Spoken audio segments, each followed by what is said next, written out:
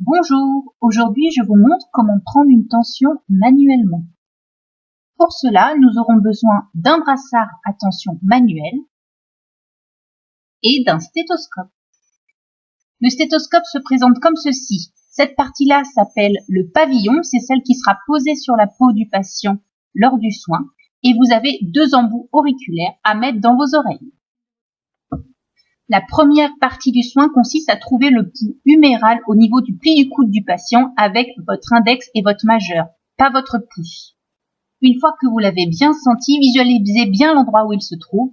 Moi, pour la suite du soin, que ce soit plus visuel, je vous fais une marque au feutre rouge, mais bien sûr, vous ne dessinez pas sur les patients.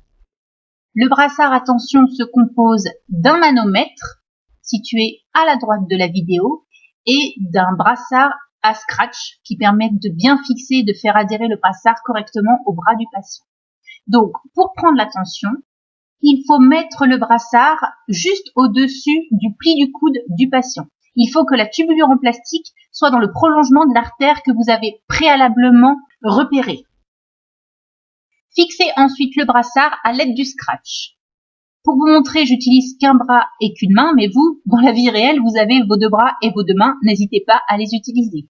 Une fois que le brassard est mis en place, attrapez le stéthoscope, vous mettez le pavillon sur votre artère que vous avez avant repérée, et ensuite vous prenez les deux embouts auriculaires que vous mettez dans vos oreilles.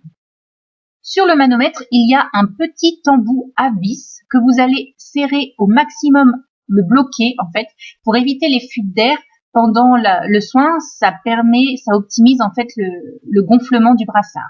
Donc ensuite, vous pompez jusqu'au chiffre à peu près 200 du manomètre, ça correspond à 20 systoliques, et vous desserrez le même embout pour permettre une fuite d'air et prendre ainsi votre tension. On va faire un petit récapitulatif en zoomant sur le manomètre. Donc vous voyez en dessous, il y a le petit embout qu'on va visser à fond avant de pomper. Une fois qu'il est vissé, donc on serre la pompe jusqu'au chiffre 200 du manomètre. Une fois qu'on l'a atteint, le brassard est bien gonflé, on desserre délicatement l'embout pour mettre en place la fuite d'air et permettre au manomètre de descendre, enfin l'aiguille du manomètre. Donc quand vous entendez pour la première fois des battements de cœur tout étouffés, c'est votre chiffre de systolique, et une fois que ces battements de cœur s'arrêtent, c'est votre chiffre de diastolique. Pendant le soin, ma tension était donc de 11,7. À vous de prendre la vôtre, et j'espère qu'elle sera bonne. À bientôt pour de nouveaux soins. Bye bye.